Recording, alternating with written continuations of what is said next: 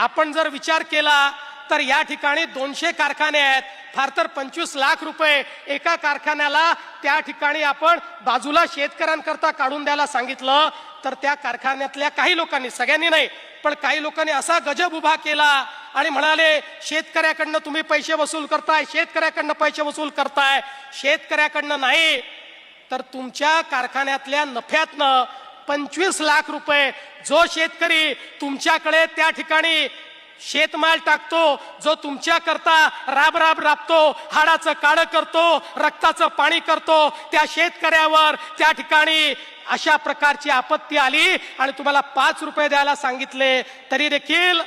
तुम्ही मागे पुढे पाहता. आता असे काही कारखाने मी शोधून काढले आहेत ज्यांच्याकडे शेतकऱ्याचा काटा मारला जातो. आता त्यांना मी दाखवणार आहे की तुम्ही शेतकऱ्याचा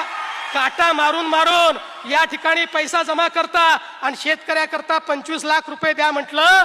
तर तुम्हाला त्या ठिकाणी देण्याची दानत नाहीये.